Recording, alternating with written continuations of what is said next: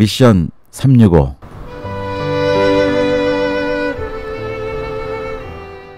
교회의 본질은 선교입니다. 선교 없이 교회 없습니다 라고 하는 책도 저희가 보기도 했습니다. 오늘은 그 선교 없이 교회 없습니다의 저자이신 우리 방동섭 교수님, 우리가 그동안 늘 이 방송을 통해서 많은 선교 강의를 해주셨는데요. 우리 방동섭 교수님이 오늘은 특별한 손님을 모시고 오셨습니다. 그래서 우리 한국의 그 선교계 선교학자이시고 또 우리 신학교에서 정말 좋은 강의를 하고 계시는 우리 신경규 교수님, 고신대 교수시고 전문인 선교훈련원 원장이신 신경규 교수님이 지금 미국에 방문 중이신데 우리 방동섭 교수님이 같이 모시고 오셨습니다. 그래서 오늘 스튜디오에 우리 두 분 모시고 한번 선교 미션 365 한번 좋은 대담을 한번 갖도록 하겠습니다. 예, 감사합니다. 와주셔서. 예, 반갑습니다. 반갑습니다. 감사합니다. 네. 우리 신경규 교수님에 대해서는 우리 한국에서는 뭐 많이들 아실 거고요.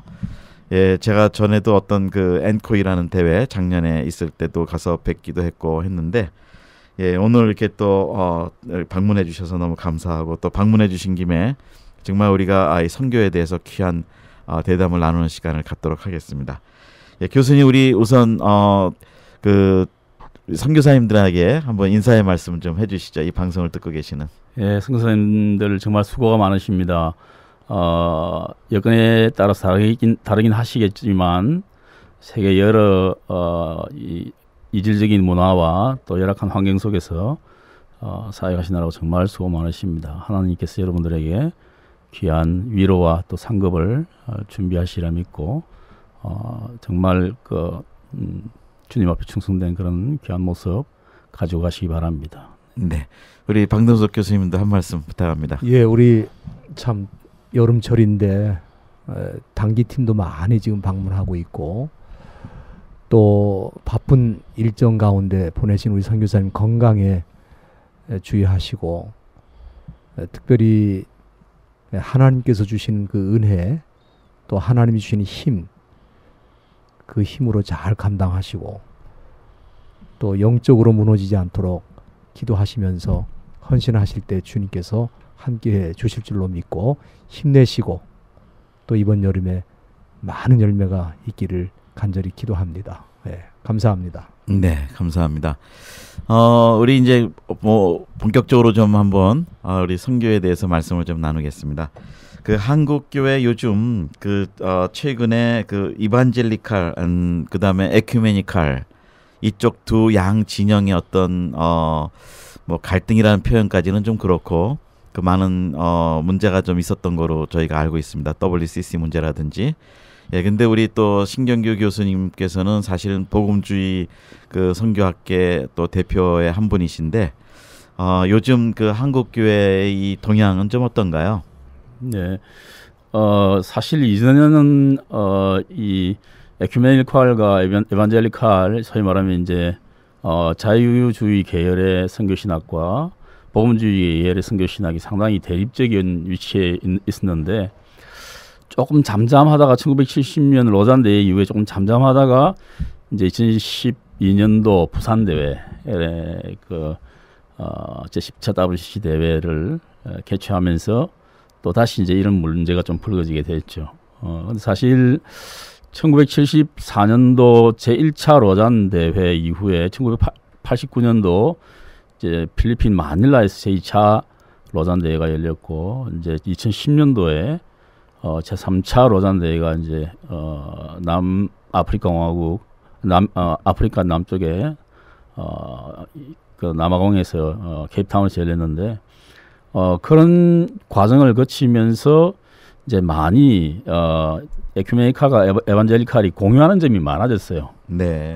그래서 이제 74년도 로잔 대회 같은 경우에는 사실 그 로잔 대회에서 이 복음주의 계열 진영이 사회적 책임의 중요성을 다시 환기시키는 역할을 했어요. 사실은 그때 대회의 취지는 1973년도 그 방콕 CWME 그 세계 선교위원회 대회가 열릴 당시에 Salvation Today 오늘의 구원이라는 것을 강조하기 위해서 모인 대회였는데 그때 대회의 내용이 너무 이 복음적인 내용과 거리가 멀어서 그 모임에 대한 대응을 하기 위해서 빌 그레이엄 목사님과 영국의 존 스타튼 목사님이 1974년 로잔에 이제 회집을 하게 됐는데 그 회집 인원의 약 한 60% 정도가 방콕 1913년 방콕 대회에 참석했던 사람이 다시 오게 됩니다.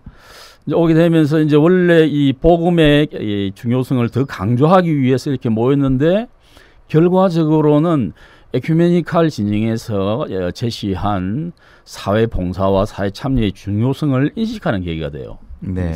그래서 이제 복음주의 신학이 이제 복음 전도 일색의 방향에서 사회적 책임을 거기에 다시 이제 중요성을 인식하게 되는 그런 계기입니다. 이제 성경적으로 말하면 이 복음주의 진영에서는 창세기 28장 19, 20절에 나타나 있는 지상 명령을 중심으로 한 선교 중심이었고, 그리고 이제 사회 참여 계열, 특별히 이제 베트남 전쟁이라든지 이런 걸 통해서 복음주의 진영이 간과하고 있었던 또 이제 제3세계의 독재 정치라든지 이런 부분을 통해서 간과하고 있었던 사회 참여의 문제를 이제 에큐메니칼 진영에서는 이제 많이 이야기를 했었는데 거기에 성경적인 논거는 창세기 1장 28절에 나타나는 문화명령이에요. 그래서 이 문화명령과 지상명령을 상호 대립적인 관계로 보다가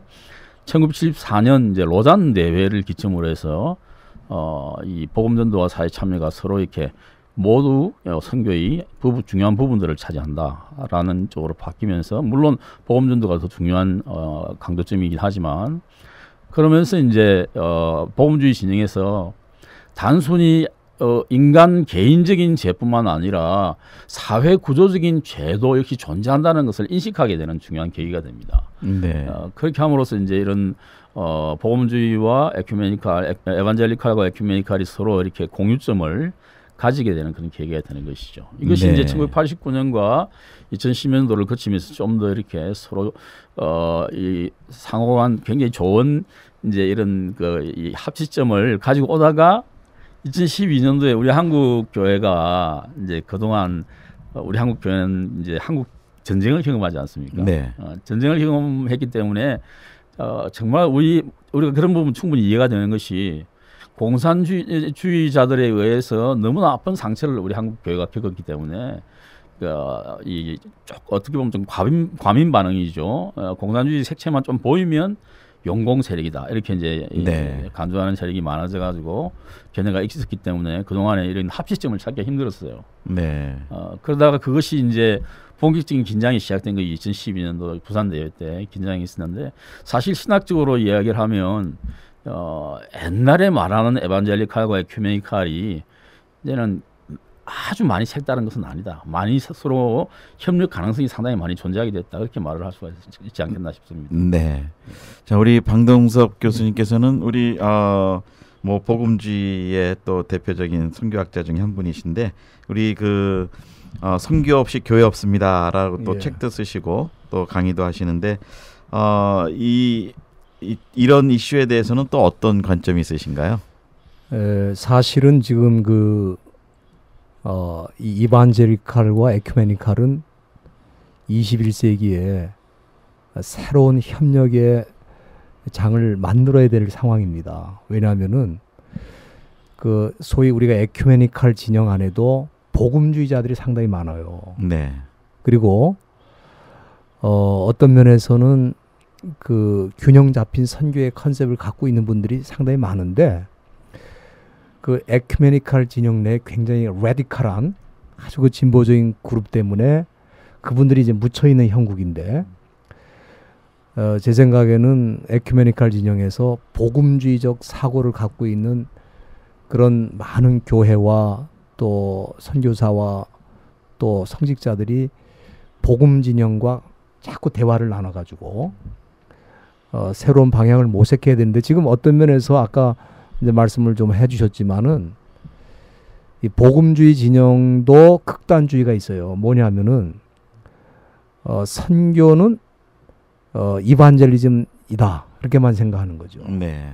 근데 그 선교라는 컨셉 안에는 이반젤리즘, 다시 말하면 캐리그마적 성격도 있지만 디아코니아적 네. 사회적 참여와 섬김, 그리고 소위 디다케 훈련과 교육, 이게 다 이 소위 말하는 통전적 선교로 가야 되는데 에큐메니칼도 그동안 지나치게 그 선교의 세 가지 요소 가운데 어떤 면에서 디아코니아적 측면을 강조하다 보니까 심지어 이제 공산주의와도 협력이 가능하다. 네.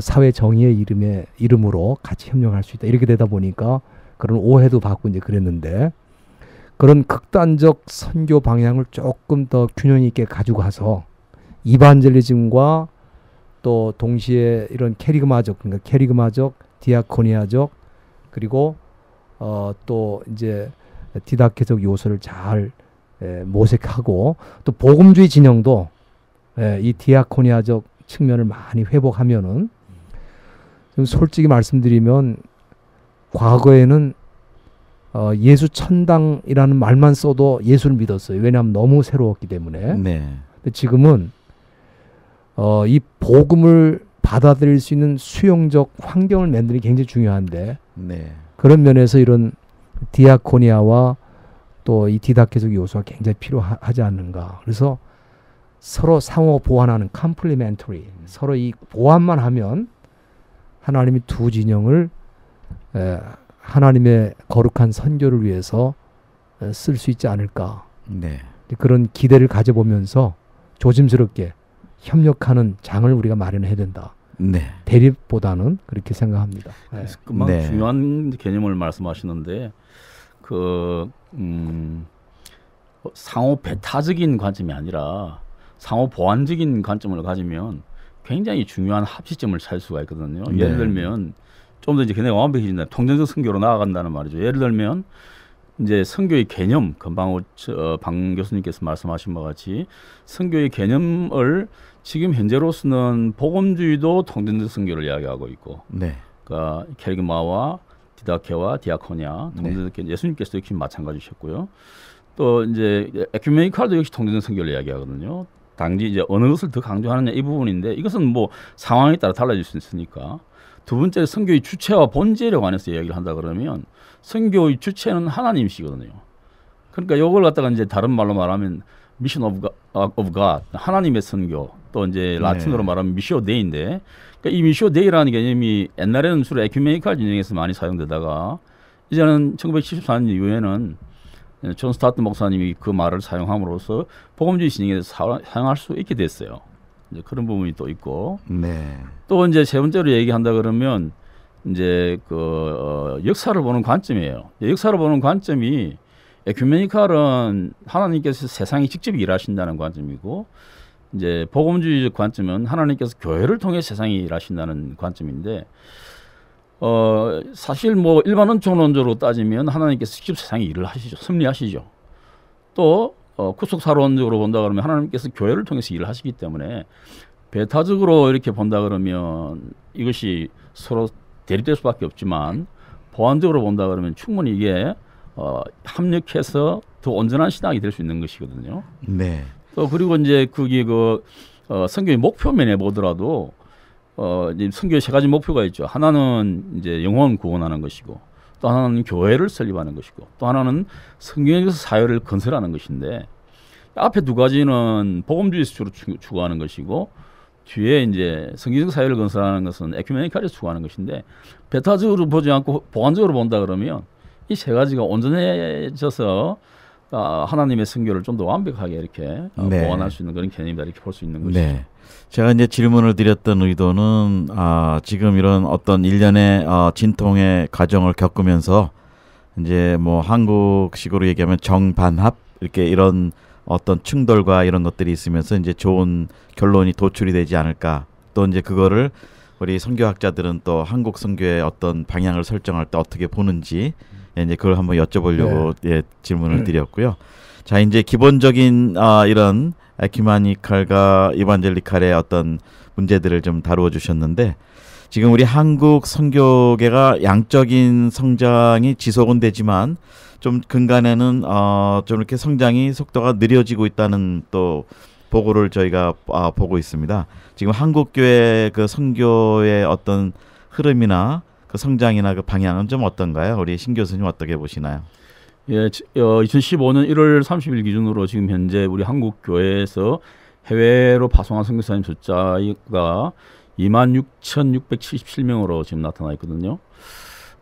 물론 이제 그 미국도 포함이 되어 있고 또 독일이나 이렇게 다 포함되어 있는 숫자이긴 합니다만은 숫자적으로는 오퍼레이션 월드 2010년 기준으로 볼 때는 뭐 중국을 1위로 두고 미국을 2위, 인도를 3위, 한국을 4위로 두는데 중국은 확인된 바가 아니기 때문에 네. 선교사 숫자를 이야기하면 이제 그때 당시에 미국이 94,000, 인도가 84,000, 한국을 이제 지금 현재 27,000 정도로 본다 그러면 이제 해외 파송 선교 인도 내 타 문화권 파송 선교사로 볼 때는 이제 인도가 이긴 하지만 조만간 이제 미국을 추월하겠죠.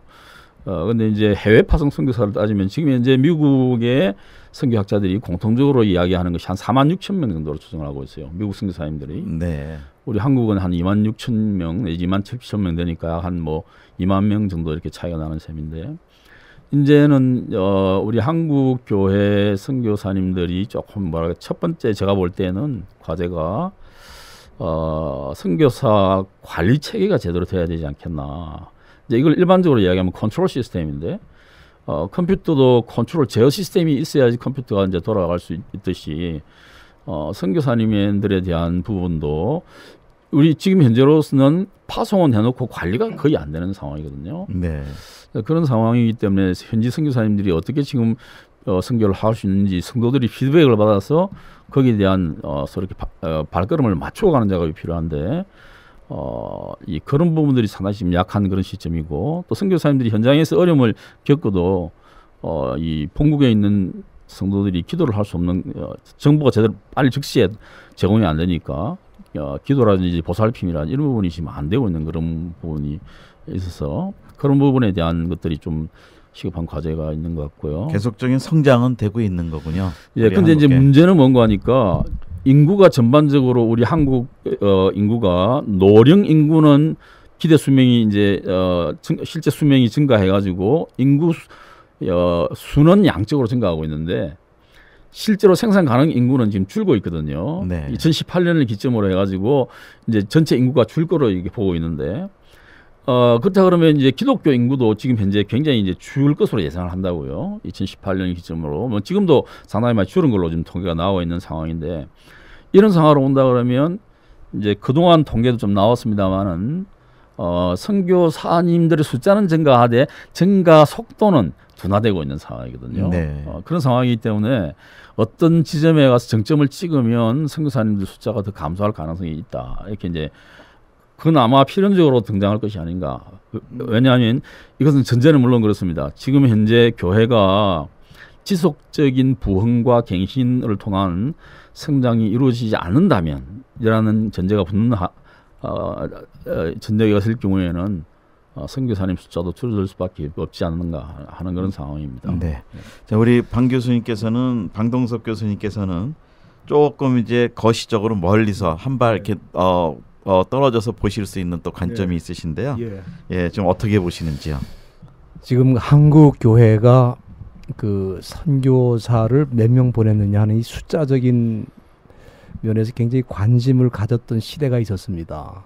근데 이제 사실은 이 숫자는 중요하지 않은 것 같아요. 이제는 몇 명을 보냈느냐가 이제 중요한 게 아니고 지금 21세기 지금 상황이 지금 어떤 상황이 되냐면은 지금 전 세계가 지구촌화되는 지금 한국만 해도 지금 그 외국인들이 거주하는 그 숫자가 지금 100만이 넘었습니다. 네. 그러니까 이 100만 명은 전 세계 나라들을 다 대표하는 사람들이 지금 우리나라에 다 와 있다는 거죠. 그러니까 이제는 어떤 멀리 어느 지역에 가는 선교와 함께 중요한 게 뭐냐면 우리가 살고 있는 삶의 현장이 선교 현장이 되고 있다. 네.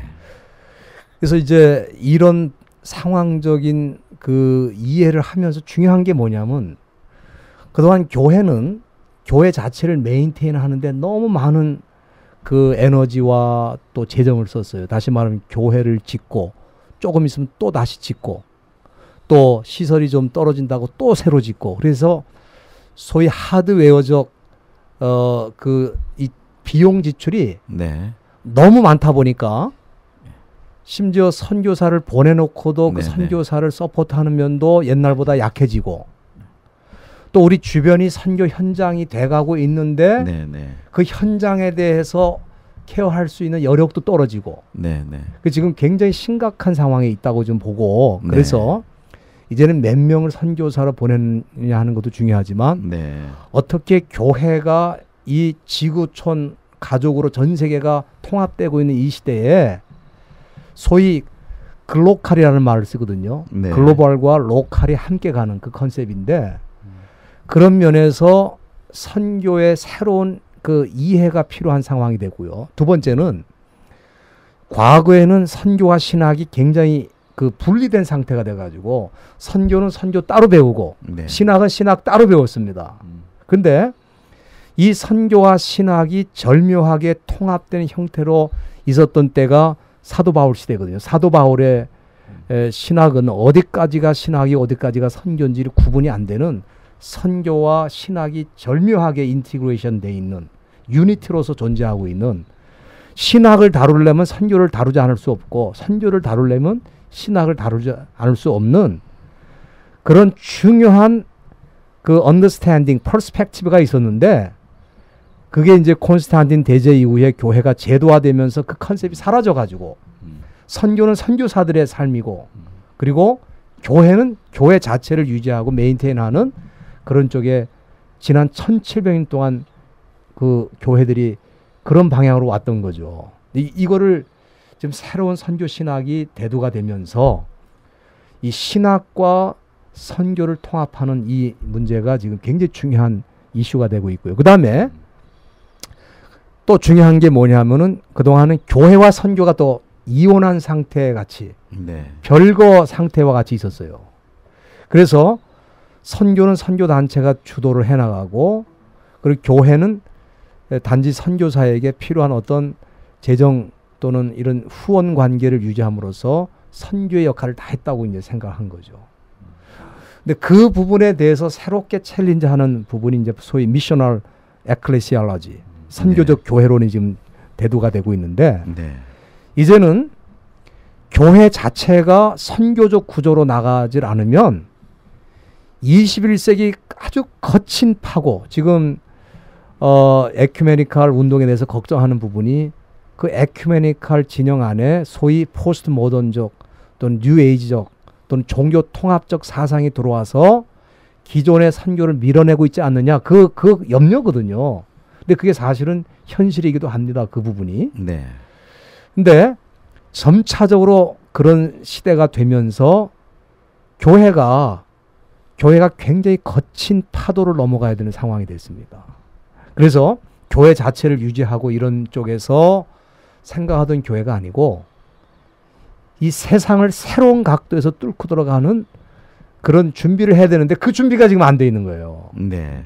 그래서 그 부분에 대한 일들을 목회자와 또 신학자와 또 이런 교회 지도자들이 함께 만나서 어떻게 21세기의 교회가 새로운 선교의 시대를 열어갈 것이냐 하는 이 부분을 깊이 논의하지 않으면 선교 따로 교회 따로 가면서 나중에는 힘이 약화돼 가지고 우리가 보낸 선교사조차도 유지를 못하는 네. 그런 심각한 상황이 올 수 있다. 이게 네. 제가 보는 전망입니다. 네, 예. 우리 신경규 교수님께서는 어떻게 보면 이제 양적인 그 방향보다는 어떤 면에서는 질적 성장과 질적 관리, 특히 선교사님들이 그 사역에서 롱런할 수 있는 체계적인 시스템을 우리들이 생각해야 된다. 이제 이렇게 말씀하셨고, 그게 지금 우리 한국 선교의 과제 중에 하나라고 말씀하셨고요.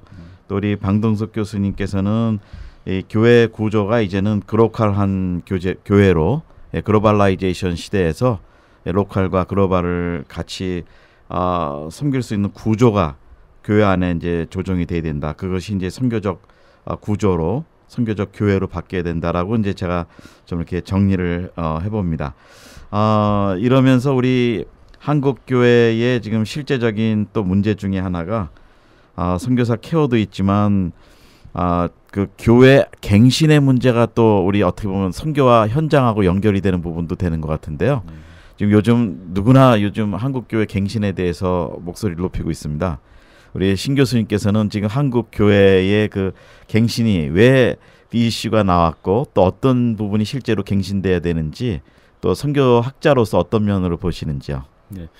한국 갤럽에 한 달 전 갤럽에 나온 걸 보면 물론 조사 표본을 했기 때문에 그런 현상이기도 하겠지만 이제 우리 불교 구성원이 23%, 개신교가 21%, 이제 천주교가 14% 이렇게 이제 그렇게 나왔었는데 신뢰도를 따졌을 때 천주교가 그때 19%, 불교가 23%, 개신교가 14% 이렇게 제가 기억을 하고 있어요. 그것이 이제 10년 이후에 보니까 이제 불교가 19%, 천주교가 이제 14%, 개신교가 7% 이렇게 떨어졌어요. 네.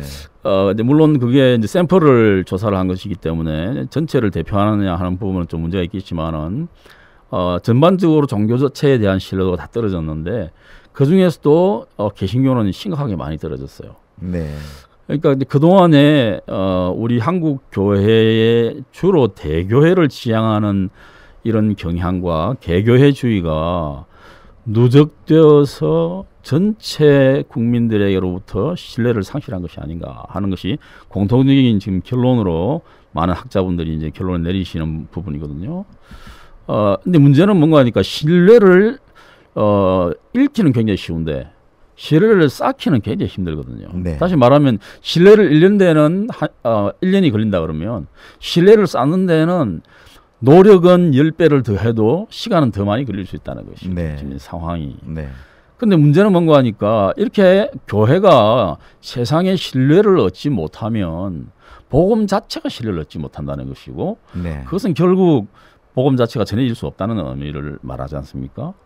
이제 그런 측면에 있어서 이제 아주 중요한 그 신뢰를 회복하는 부분이 중요한 그런 이제 부분인데 문제는 이 신뢰 상실을 주로 대표적인 교회들이 주로 신뢰 상실을 주도하고 있다는 점이에요. 네. 참 안타까운 이제 현실인데 그럼에도 불구하고 우리가 10배의 노력이 들고 100배로 힘든 과정을 거치더라도 이 신뢰는 궁극적으로 회복해야 할 것이다.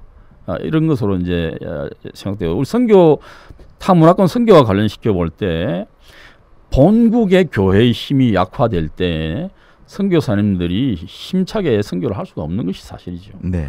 또 이 선교의 본국 교회가 선교의 모판이라고 얘기를 할 수 있는데 지속적인 선교를 하기 위해서는 선교의 모판에서 이렇게 이 후계자들이 이어져서 나올 수 있어야 되는데 선교가 이제 지속이 안 되죠. 만일 한국 교회가 신뢰를 상실하고 네. 선교 힘이 약해지면 그런 측면에 있어서 굉장히 우리 한국 교회가 교회 갱신과 함께 새롭게 교회가 부흥으로 나아가야 하는 그런 시점이 아니야. 그러나 이 네. 부흥이라는 것이 단순히 어떤 이 신뢰를 회복하지 못한 상태에서는 결코 부흥이 일어날 수가 없는 것이죠.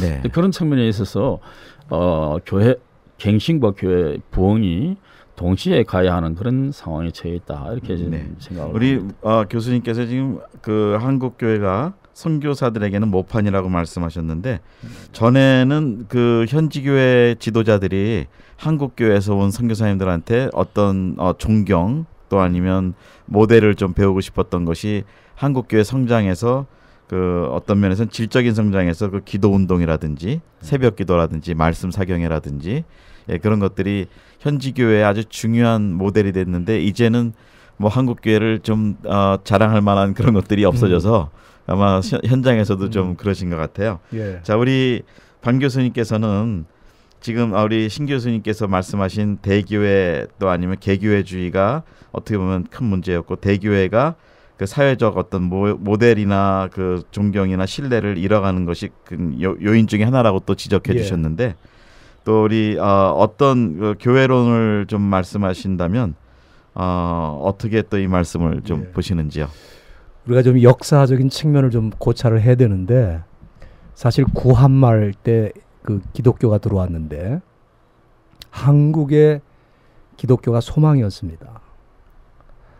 그리고 그 당시에 기독교인의 퍼센테이지가 1%가 안 됐을 때 1%가 안 된 그 적은 숫자의 크리스찬들이 교회 안에 갇혀 있질 않고 교회에서 은혜 받고 교회에서 변화된 그 에너지를 사회 변화적 그리고 나라가 이뤘을 때 소위 그 일본과 대항해서 싸우는 애국주의와 독립정신과 그리고 병원과 학교를 세워서 세상을 바꾸는 일에 이 기독교인의 그 잠재력이 참 이용이 되고 그리고 그 다 사용이 됐는데 사실 그동안 한국교회가 급성장하면서 교회가 가시적으로 힘이 생기고 교인들 늘어났는데 이제 한국교회 가장 큰 문제가 뭐냐면은 교회에서 얻어지는 영적 에너지가 사회를 변화를 시켜주는 에너지로 사용돼야 되는데 그 교회가 그 가지고 있는 영적 에너지와 자원들이 교회에 묶여 있다는 거예요 지금. 그리고 또 교회 헌금이라든지 이런 모든 재정들이 교회 안에서 쓰여지는 게 거의 대부분이고 사회적 변화와 또 세계 선교를 해 나가는 데 있어서 거의 사용되지 못하는 그것이 한국교회로서는 크게 기회를 놓치고 있는 상황이다. 네.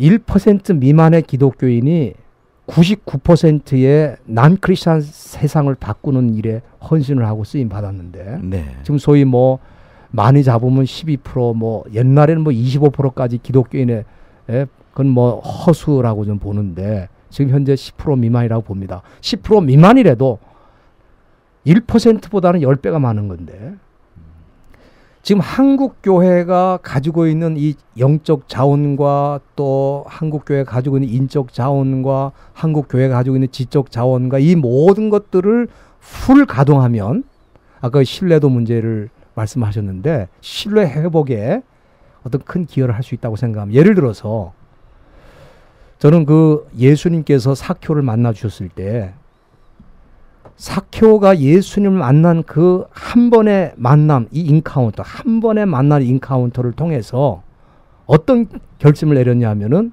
자기 재산의 절반을 가난한 사람들 위해 쓰겠다.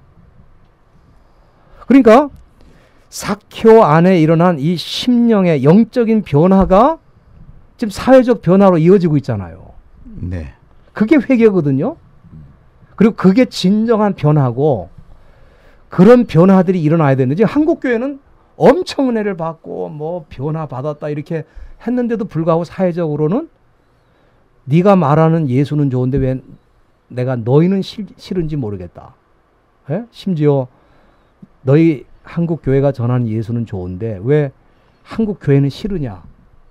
이게 뭐냐면은 변화의 에너지가 그냥 교회에서 다 묻히고 그냥 교회에서 교인들이 시간을 하루 종일 보내고 교회에서 직분 맡아갖고 수많은 회의에 참석하고 수많은 프로그램 참석하고 그걸로 다 끝나는 거예요.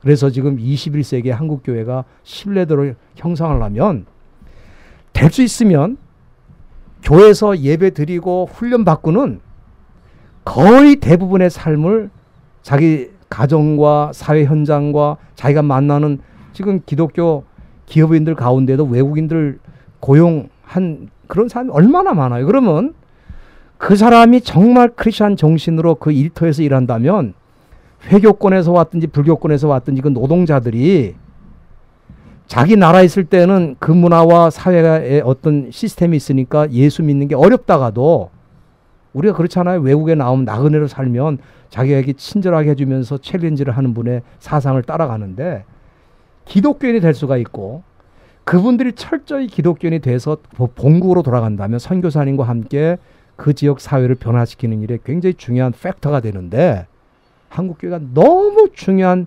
포인트와 순간들을 놓치고 있는 거예요 지금. 그래서 이게 왜 그렇게 됐느냐. 아까 말씀드린 대로 한국교회가 결정적으로 실수한 게 신학교에서 선교학을 소위 옵셔널 과목으로 선택 과목으로 그는 선교사 해외 어떤 선교사로 나갈 사람들 외에는 배울 필요가 없는 과목으로 사이드라인 변두리 신학으로 잘못 만들었는데 그거는 신학자들의 선교 신학자들의 책임도 큽니다.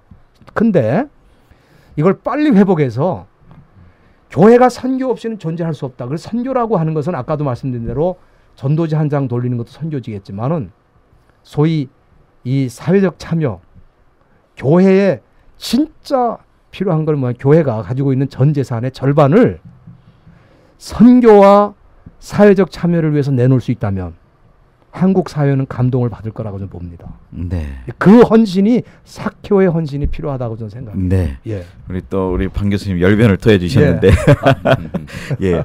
지금 이렇게 두 분 말씀을 통해서 또 이제 질문이 좀 생깁니다. 예를 들면은 우리 지금 한국의 큰 대형 모 교회가 몇 천억의 그 빌딩을 짓고 그 돈을 사용하고 또 그러고 있는데.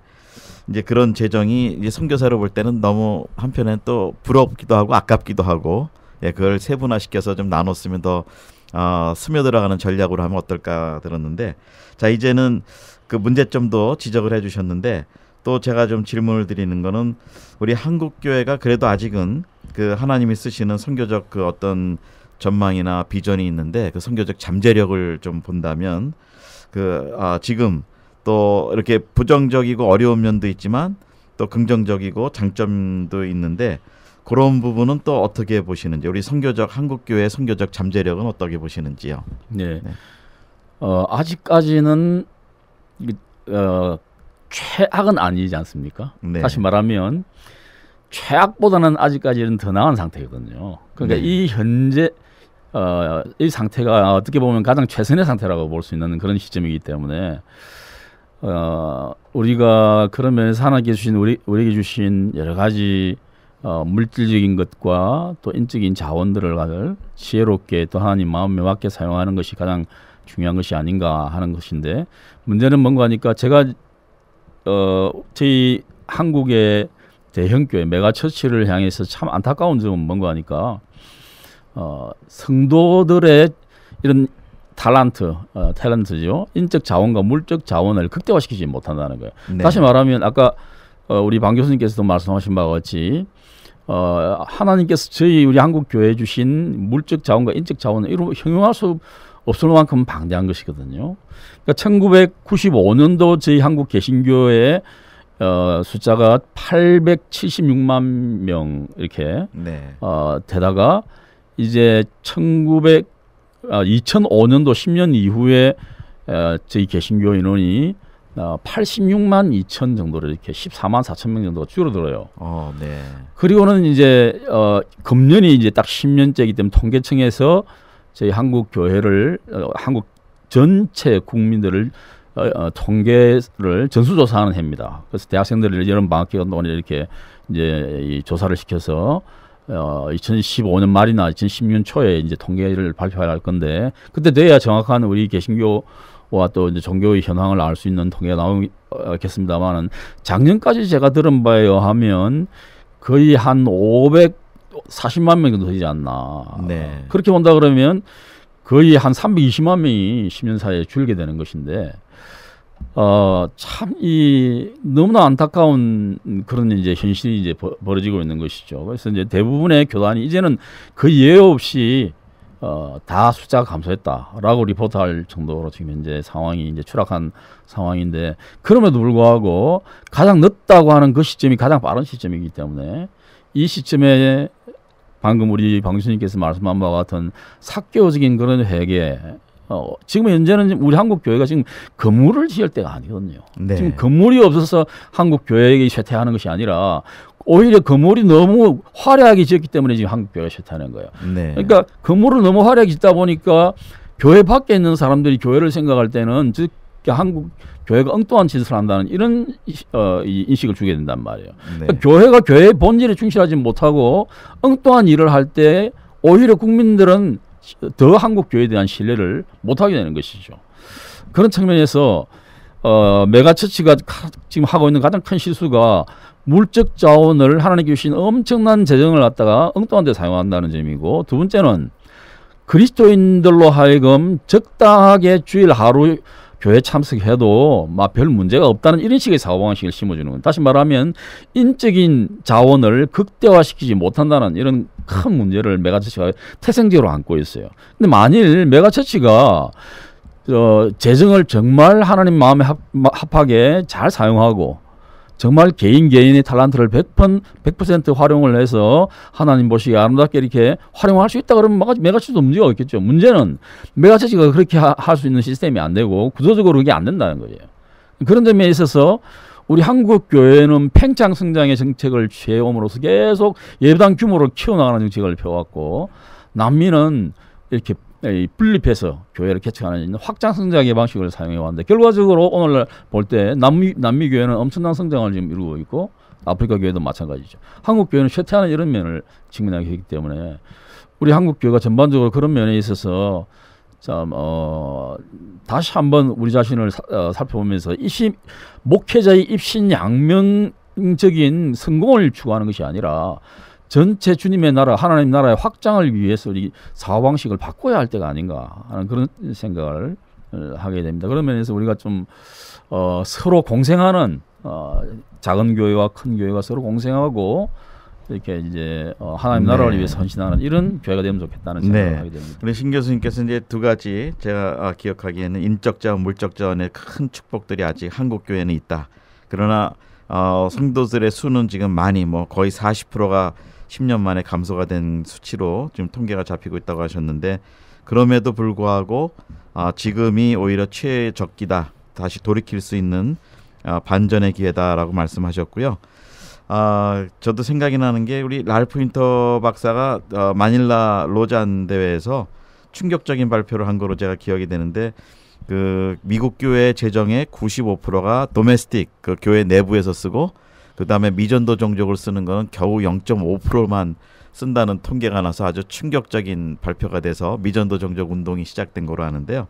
자, 이제 우리 대교회 문제도 말씀해 주셨고 또 장점도 말씀해 주셨는데, 우리 방 교수님께서는 또 작은 교회, 교회가 선교적 교회로 구조를 변화해야 되는 것에 대해서 상당히 많이 강조를 하시는데, 이 작은 교회 선교 운동, 또 우리 한국 교회가 가지고 있는 그런 장점이 이 작은 교회 선교 운동하고 연결이 될까요? 예, 아주 좋은 말씀하셨는데, 이제 한국에서 작은 교회, 소위 그 작은 교회 목사님들을 모시고 세미나를 했습니다. 선교 세미나를 했는데 한 200명 참석을 했었는데, 그때 제가 질문을 던졌어요. 강의 중에 목사님 교회는 그 선교에 어떻게 헌신하고 계십니까? 그랬더니 뭐라고 대답하냐면은, 우리 교회가 미자립 교회인데 어떻게 우리가 선교할 수 있느냐.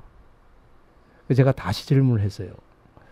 그럼 지금 미자립 교회라고 그랬는데 그 미자립 교회 주인은 누구시냐고. 했더니 그거는 당연히 우리 주님이 우리 교회 주인이시죠. 그래서 제가 그랬습니다. 그러면 그 교회 주인은 미자립이 아닌데 왜 그 교회는 미자립 교회냐.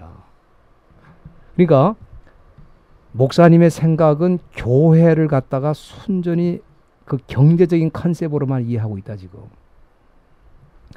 미자립 교회가 아니고 교회는 작은 교회일 뿐인데, 작은 교회라도 전 세계를 감동시킬 우주적인 복음을 갖고 있고, 그리고 그 교회 주인은 세상과 온 우주를 통치하시고 다스리시고 소유하고 계신 예수 그리스도가 그 교회 주인이신데 왜 미자립이냐. 그리고 미자립이 교회라서 선교를 못한다고 하는 것은, 선교는 교회의 본질적인 요소인데 다시 말하면 우리 교회는 아직 교회가 아닙니다라고 말하는 것과 똑같은 고백이다.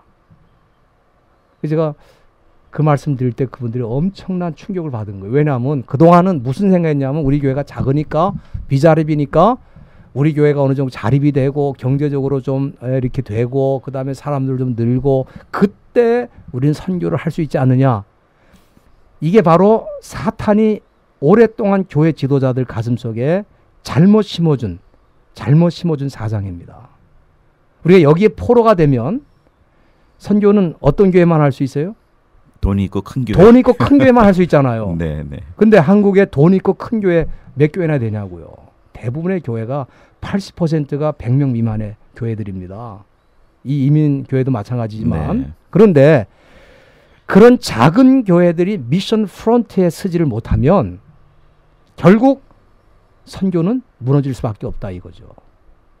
그래서 이제는 이 작은 교회가 연대를 해야 되는데 과거에 선교사 파송 그러면 한 교회가 전적으로 그 선교사의 모든 걸 책임지는 방식으로 그 파송 받는 걸 선교사님들도 원했고 또 교회도 그렇게 해야지만 선교한다고 생각했는데 이제는 작은 교회 10교회가 뭉치면 선교사 한 사람을 공동 파송을 해가지고 그분은 10교회 기도 지원을 받아서 가는 겁니다. 네. 그리고 한국교회로 돌아오실 때는 10교회를 방문하실 수가 있어요. 10교회 도전을 할 수 있죠. 그렇죠. 네. 도전하고 섬길 수가 있어요. 네, 네. 그리고 10교회 가운데 한 교회가 약해졌을 때는 한 교회를 보충하는 건 그건 어렵지가 않아요. 근데 한 교회에서만 후원받고 갔다가 그 한 교회 사정이 생겨서 그 교회가 어려워지면 그 선교사는 고아가 되는 겁니다. 그래서 이 선교사님들도 이제는 한 교회가 나를 전적으로 파송해 주는 거는 쉬운 일이고 또 어떤 면에서 편하죠. 편한 네. 방법이 있지만 이제 그렇게 하지 마시고 10교회가 나를 공동으로 파송해 달라. 그래서 10교회 목사님들이 같이 만나서 기도도 하고 그 선교사님들 같이 또 어떤 때 필요할 때는 모금도 하고 이렇게 하는 건데 해외 선교는 그런 방식으로 작은 교회들을 선교의 프론트에 세우는 일을 빨리 해야 되고요. 두 번째는 선교사님들은 본국에 들어왔을 때 어떻게 하면 이 작은 교회들을 더 지역사회에서 선교하는 교회로 그 체인지 할 수 있을까를 생각하고 도전을 줘야 돼요.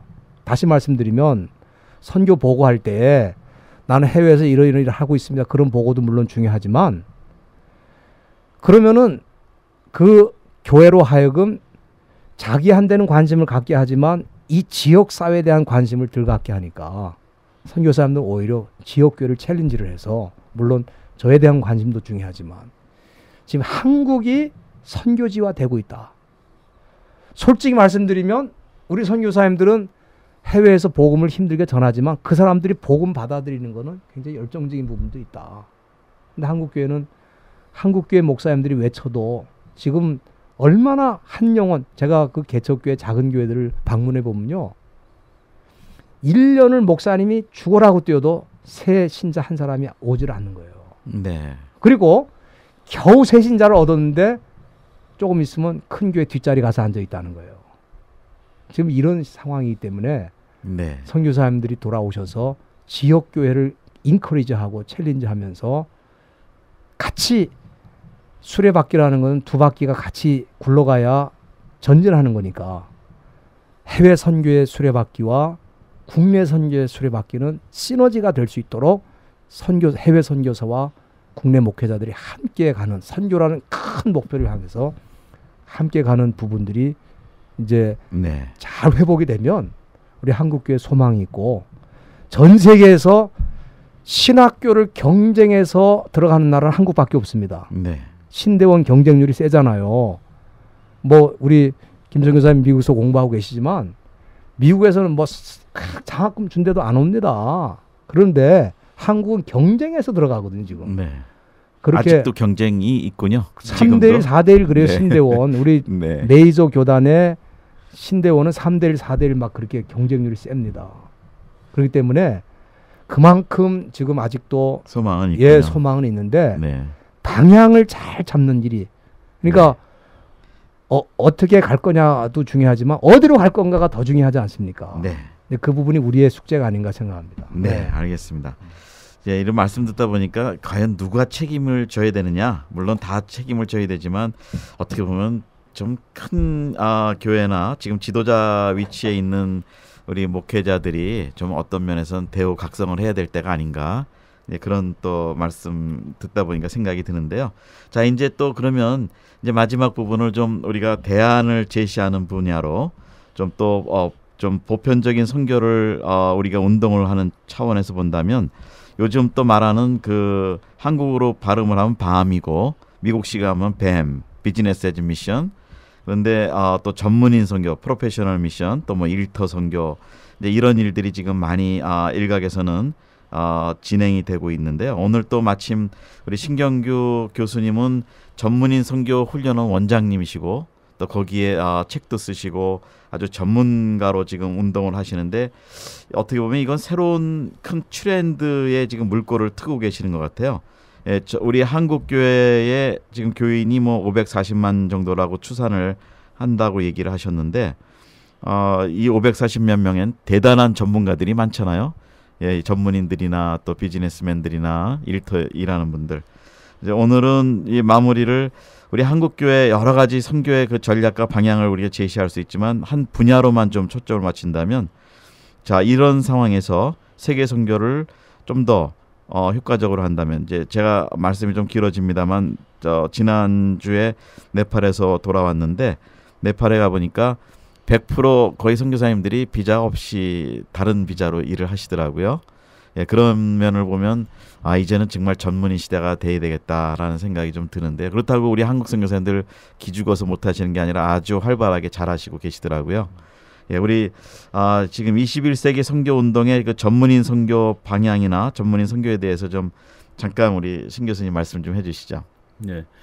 뭐 21세기 선교 방향에는 여러 가지 전략들이 많이 나오고 있는데 예를 들면 미성종족 선교라든지 지금 현재 지구상에서 약 한 40% 정도가 24억 정도가 지금 미성종족으로 지금 분류되고 있는데 사실상 이런 종족의 대부분은 이슬람권이에요. 그러니까 다시 말하면 목회자 선교사가 원천적으로 비자를 받을 수 없는 그런 지역.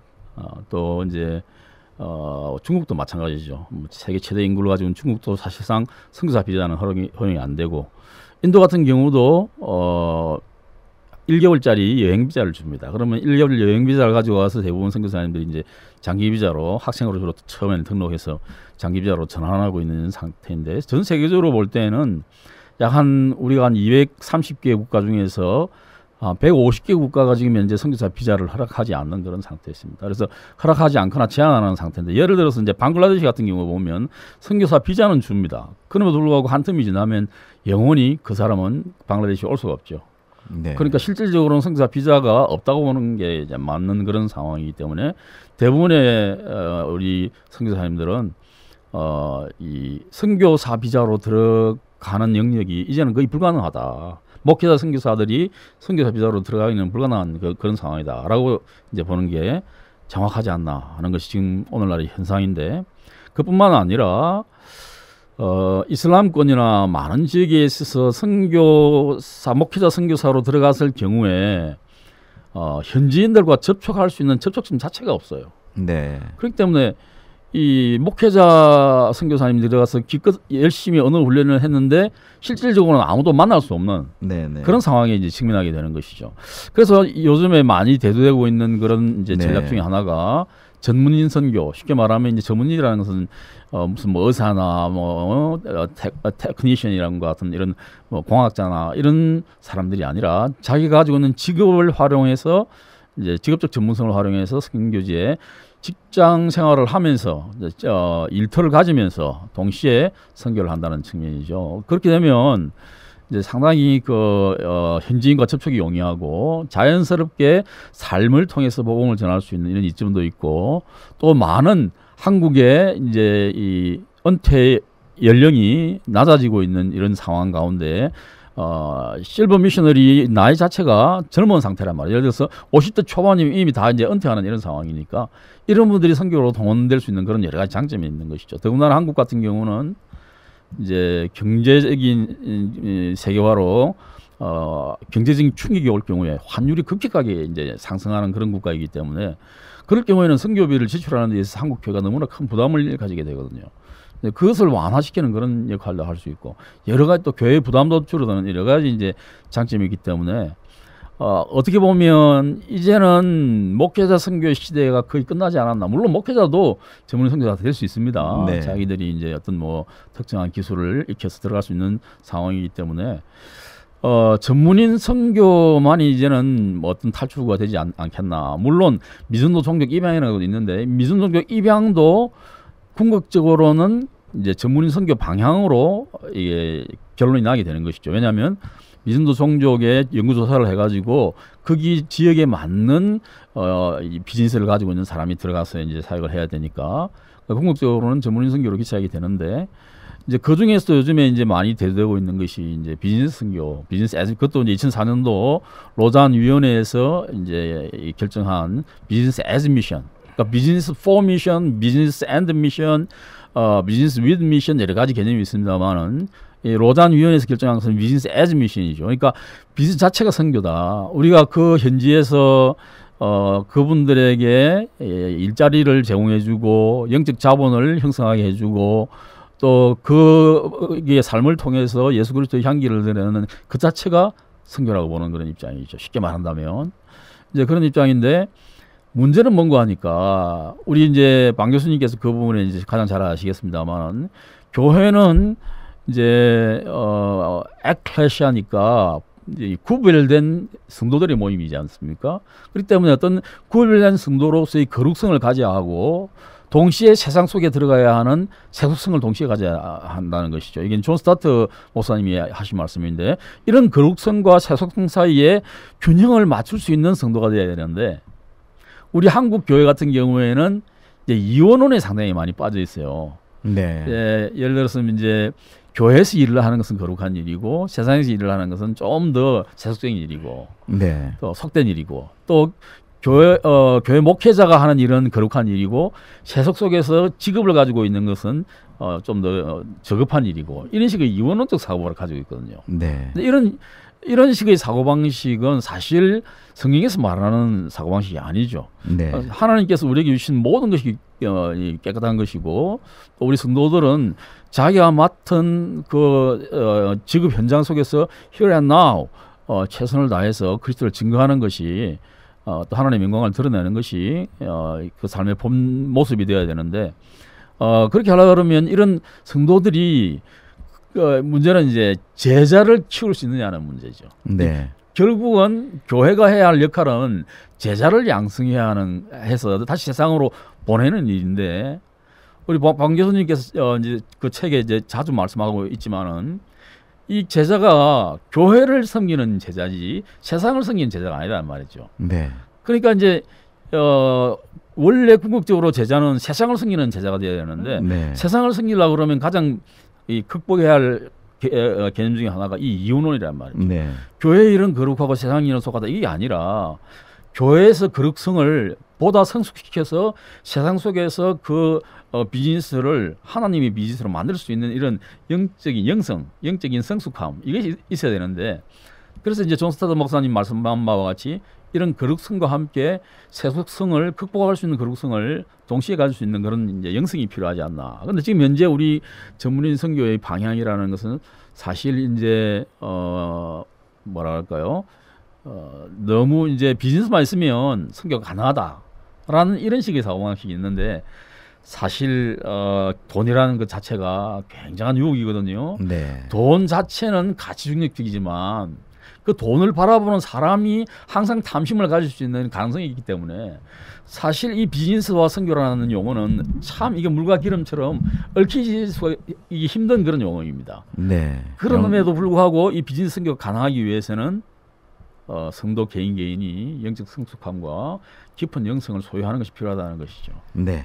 자 이제 우리 정말 어떻게 보면 뭐 지금 듀얼리즘 뭐 이원론 사상에 물들어서 그 세상과 구별하는 것들이 참 섞이지 못하는 것들의 문제라고 또 지적도 해주셨는데 또 제자 운동도 교회를 위한 제자 운동이지 이게 세상을 위한 제자 운동이 아니다 또 지적해 주셨고 그리고 또 이제 경제에는 국경이 없다라고도 말씀해 주셨는데 예 그러면서도 이제 전문인 선교의 어떤 유용성과 또 방향을 말씀해 주셨는데 우리 이제 교회를 선교 없이 교회 없다라는 그 관점에서 자 그러면은 교회가 이런 그 전문인 선교에 대해서 어떻게 또 이해를 해야 되고 문을 열어야 되는지 우리 성도님들 어떻게 또 해야 되는지 우리 방 교수님께서 좀 말씀해 주시죠. 예, 지금 그 비즈니스 에즈 미션이 지금 최근에 굉장히 그 이슈화되고 있는데 제가 조금 그 현장을 들여다볼 때 지금 어떤 현상이 생기냐면은 비즈니스도 안 되고 미션도 안 되는. 네. 네, 사실은 비즈니스도 잘 되고 미션도 잘 돼야 되는데 이 밤이 때로는 비즈니스도 안 되고 미션도 안 되는 쪽으로 지금 방향이 이 잘못 가고 있는 부분들이 좀 있는데 사실 이 부분을 잘 극복을 해야 되는 그런 상황에 있습니다. 우리 뭐 신 교수님도 얘기하셨지만은 사람들이 그 착각하는 게 뭐냐면 비즈니스 에즈 미션은 최근에 나타난 거다. 그렇지 않아요. 사실은 비즈니스 에즈 미션의 가장 대표적인 케이스가 요셉입니다. 네.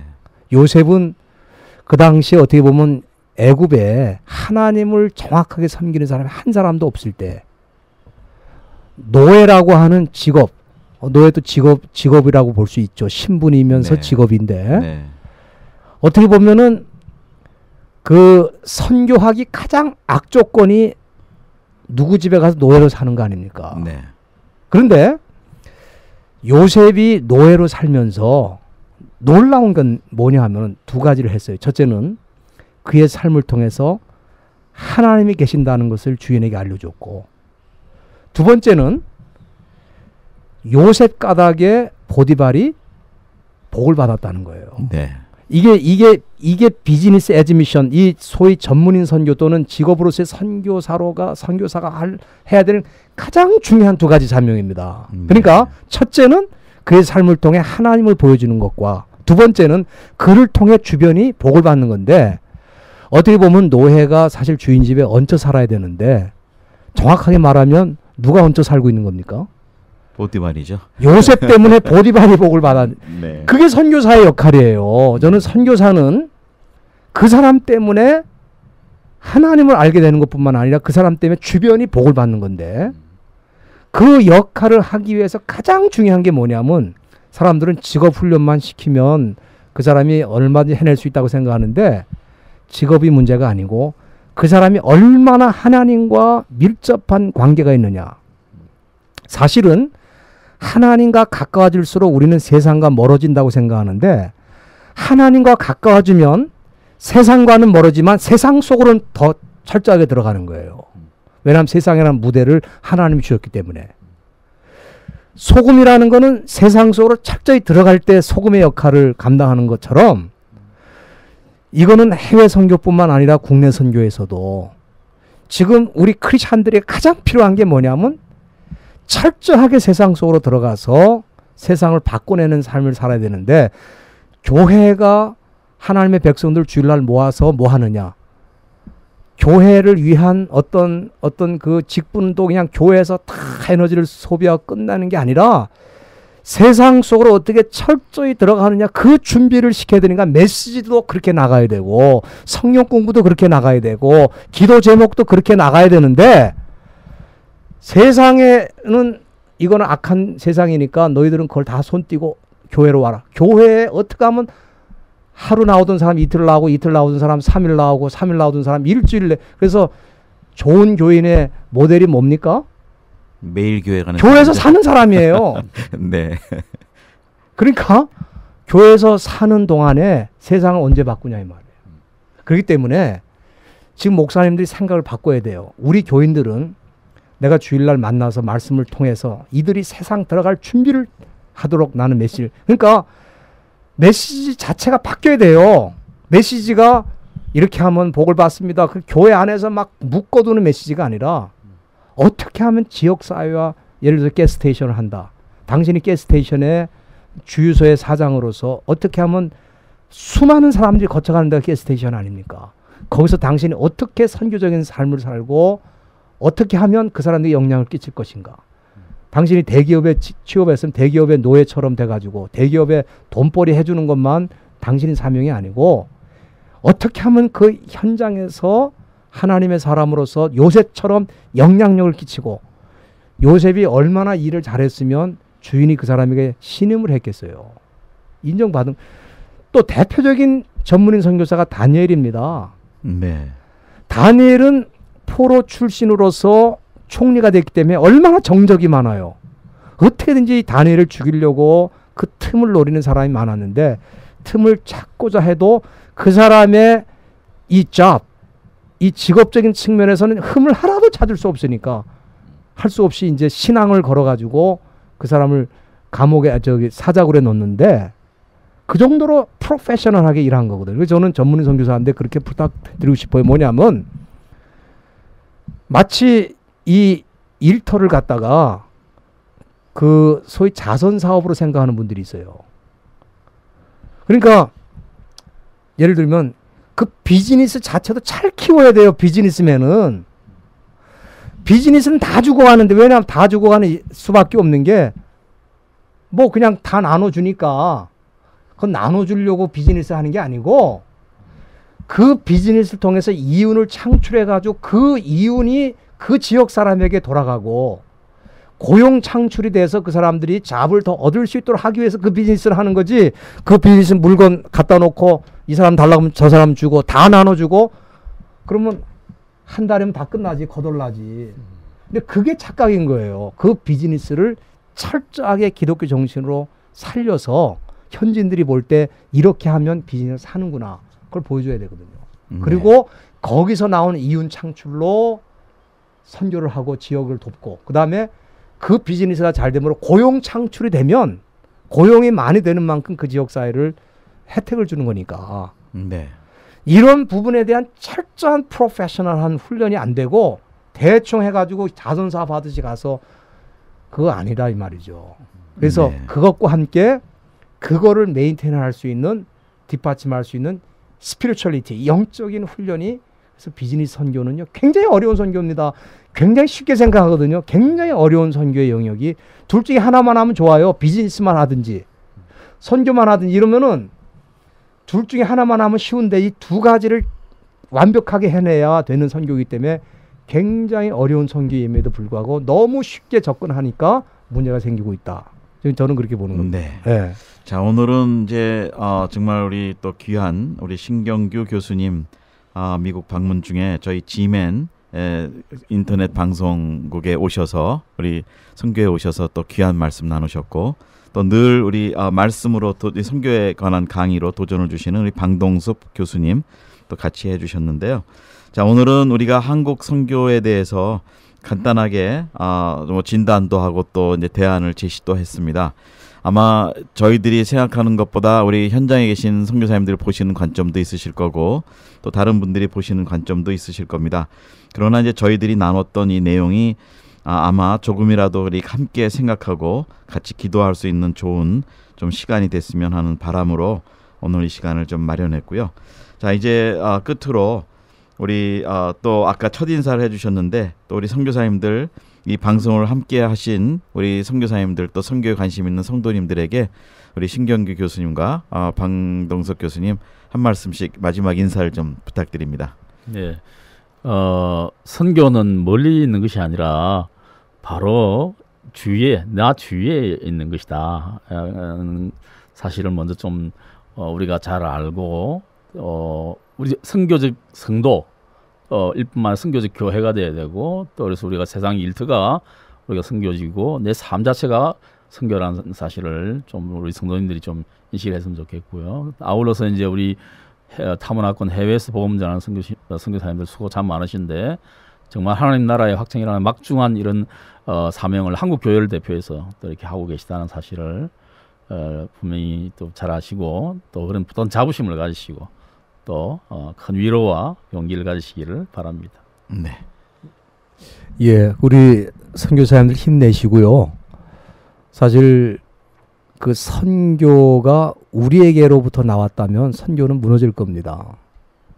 선교는 하나님의 마음에서 출발된 것이고 사실은 선교의 주인은 하나님이시기 때문에 우리는 너무 이 선교를 명령으로만 해석하기 때문에 부담감과 어떤 면에서 굉장히 큰 책임감을 느끼는데 물론 그 부분도 필요하지만 선교는 약속입니다.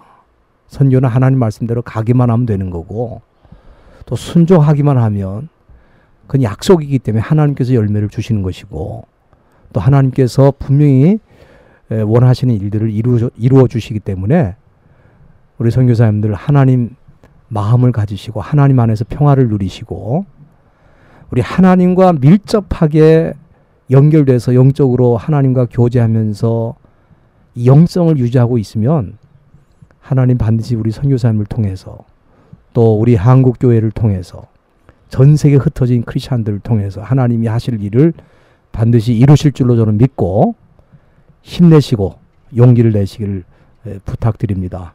감사합니다.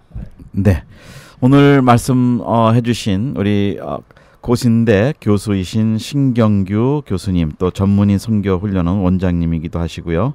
또 우리 방동섭 교수님, 우리 지멘의 전문 운영위원이신데 또 이렇게 두 분의 그 선교학자들을 모시고 오늘 특집을 마련했습니다.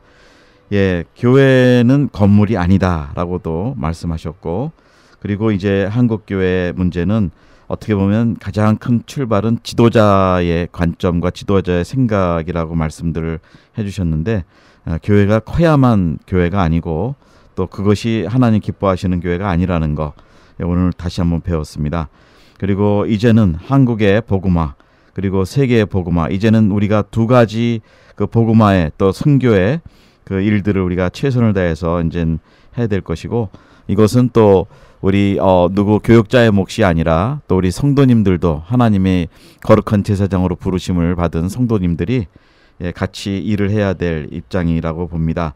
그래서 우리가 주일만 성도가 되는 것이 아니라 평상시 일터에서도 우리 지금 하나님의 거룩한 제사장으로 택함받은 백성으로 우리가 이 일을 감당하면서 하나님 나라를 전하고, 또 그러나 동시에 우리가 세계를 향해 나갈 수 있는 그런 마음의 넓이가 커져야 될까라고 이렇게 두 분의 말씀 통해서 오늘 배웠습니다.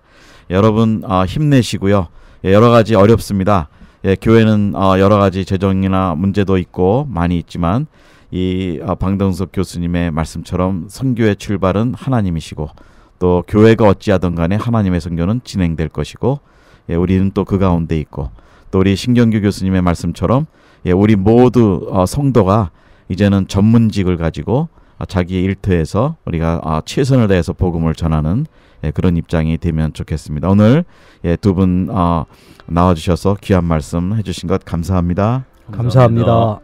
진행에는 김정한 선교사였습니다. 다시 뵙겠습니다.